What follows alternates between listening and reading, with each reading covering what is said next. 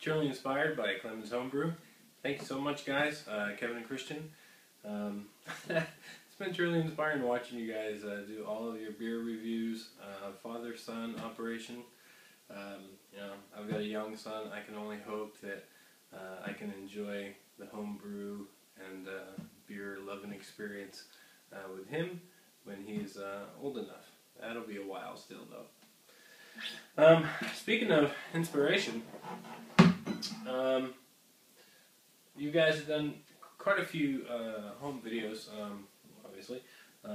Home brew videos, a couple of your home brews, but mostly it's all been about brew reviews.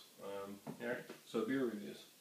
So inspired, I went out and got some beers myself from the liquor store here. You had, in order to get good IPAs or any good stouts or something like that, you really have to go to like the liquor store to buy them here in Norway.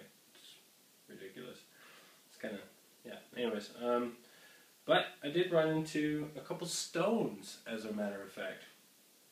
I got here a Stone Imperial Stout, Imperial Russian Stout. It's a 2012 release. I watched Jameson's review on this, and he talked about them using a very finicky yeast, and so it had some yeast characteristics. He thought that the shipping was done at a too high temperature sort of thing. I actually tried this one last night. I had bought 2 bottles of it, and it was okay for a stout. I didn't taste the yeastiness that he explained in his review, but I didn't really taste much of anything. It was, it was definitely a stout, but there was like no chocolate, no dark fruits, none of that. It was just, sort of malty stout. That was it. Could be my taste buds, but I had a double fudge stout here a couple weeks ago, and that was just fantastic. Anyways, what else do I got? Stone Old Guardian barley wine. I've never tried this barley wine that I know of before, so this will be my first. It's a 2012 release. Yeah, that's the Stone as well. It's a Danish beer. Never heard of these guys before. Picked it up. It was in the refrigerator. I kind of like their baby symbol there. Babies don't drink. Okay. The name of the beer, though, is Hoptolicus, I believe. Check out that label. It's kind of interesting. So, I kind of believe that it's going to be somewhat hoppy. So I'm looking forward to that. And one of the last ones I got was the Brewdog Punk IPA. I haven't tried any of these yet, except for the stout, like I said last night. So, taking a trick from main brew guy. Nothing like using the wedding ring to open a beer. But I'll try this Punk IPA out and give that a whirl. I do have some homebrew downstairs, but yeah, I figured what a good occasion to try one of these out. It's much lighter than I would expect. It's very clear, some carbonation. It's about a finger head. Ooh. I didn't expect that, but a Punk IPA. It's actually got a nice floral scent. Oh yeah, that's pretty nice.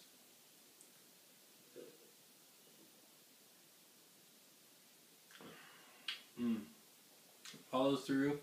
A little bit.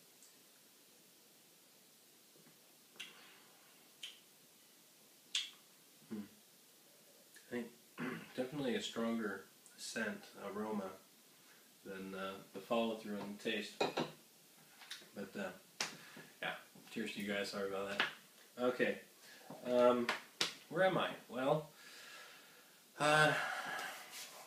we were on vacation last week. You may have saw my Not a Homebrew Wednesday video. Took the family to Paris, kids to Euro Disney. Yeah, and got some footage of that, and I'll save that for the end. but mostly I want to kind of update you on where I am as far as my equipment is for my brew stand. So let's go ahead and take a look at that.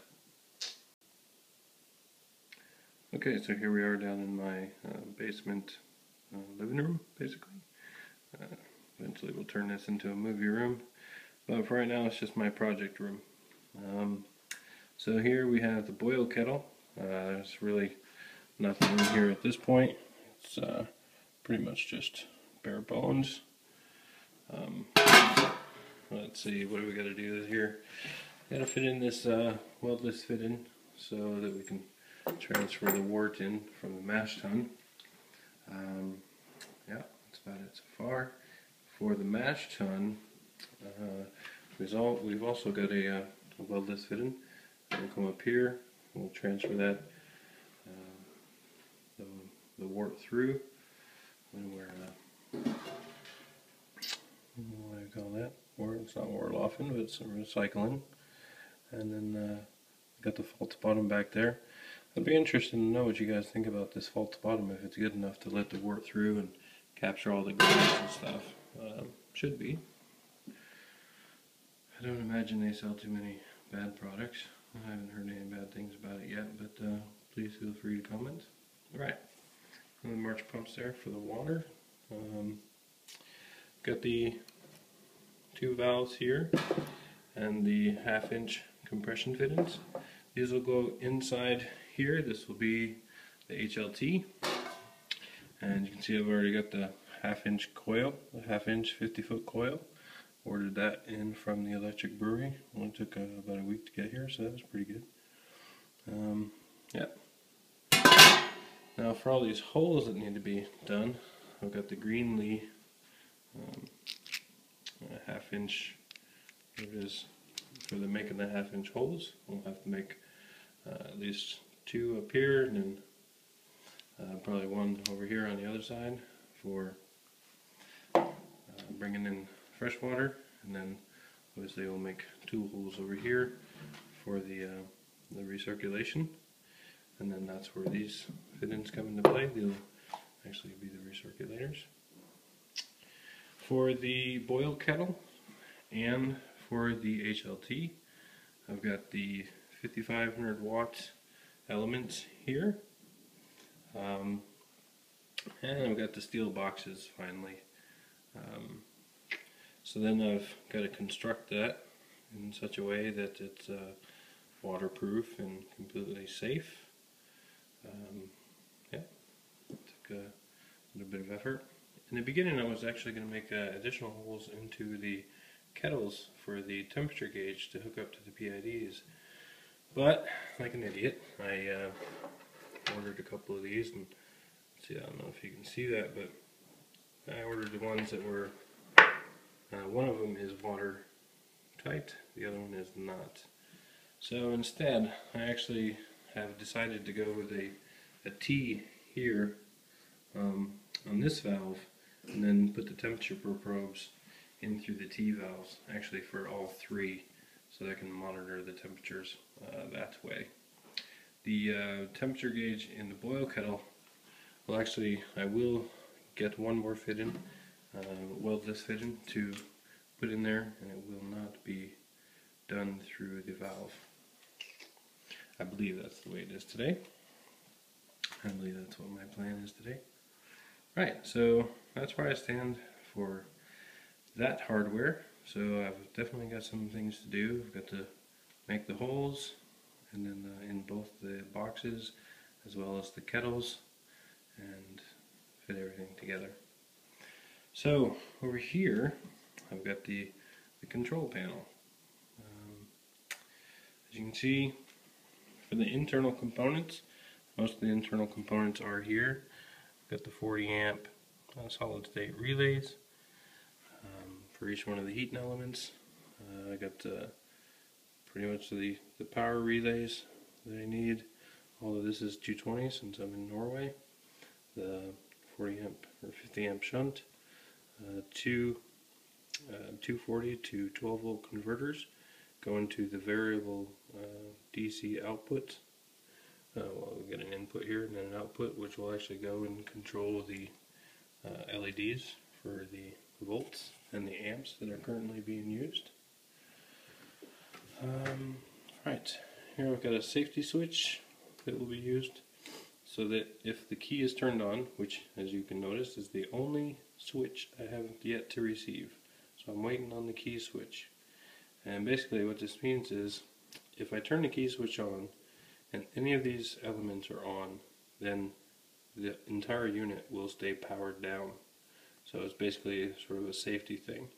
So I'll need to, if I turn the key and the light does not come on, then obviously something here is on. So then I'll need to just shut it off, come shut off whatever I need to shut off, and then turn the key again, and then the system will light up.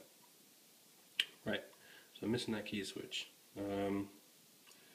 So we got the PID controller for the boil kettle, for the mash tun, and for the HLT, and then a timer so that we can keep track of the time.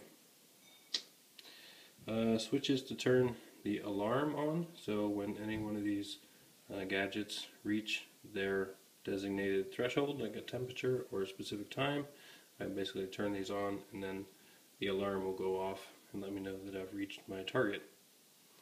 Got a three-way switch here to turn the element on, one for the boil kettle and then either the boil kettle or one for the HLT. We'll never have both of them on at the same time.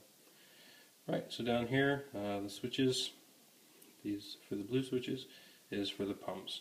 One for the pump to push the wort from the mash tun to the boil kettle and to circulate, and another one for the water and the circulation from the mash tun through the HLT. Okay, that's about it. So I've got most of my holes drilled. I've still got to drill the holes, the squares for the amps and the volt meters, and then also one more for the alarm. I got my various connectors here for the snap locks, quick locks. I'm probably going to replace this one. I've heard some issues about this, whereas the hole is I'm using 1/2-inch pipe in pretty much everywhere through the entire thing, and this is a much smaller hole than this one. See a pretty big difference. I've heard some issues about that. Maybe we'll get some air pockets or something like that. I don't know, give me some feedback on what you guys think, whether or not I should actually replace that. I'll get a couple more of these instead and then just put on the adapters, the female adapters, and hook in the hoses that way. So a couple of the other ends, the male ends of these, to connect from a male side here and then from a female connecting this way, and some of the caps. Not sure if I'm going to need those or not, but just to plug up the hoses or whatever after cleaning them out, sanitizing, things like that. A couple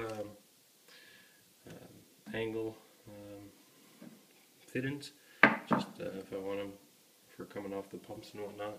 You can see I got quite a few here in order to deal with. Yeah, got some various other odds and ends and various extra components just in case I'm going to need them.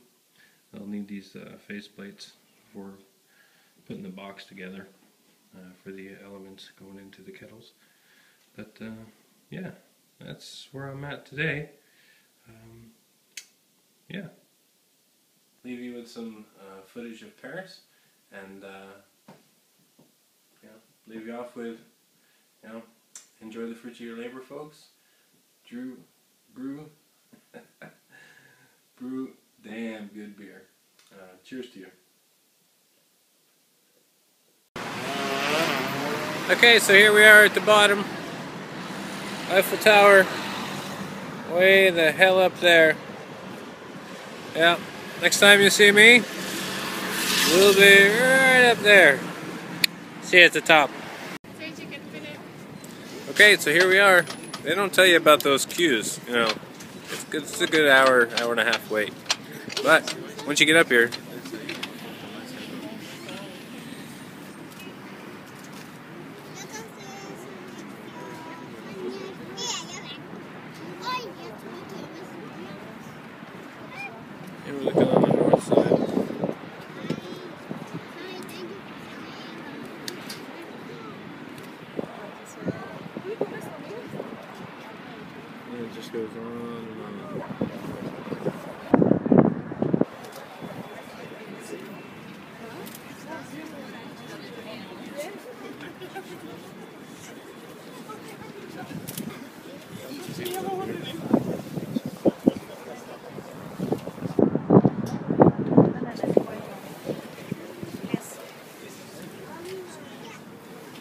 up. That's kind of what we see at the top. Just some antennas.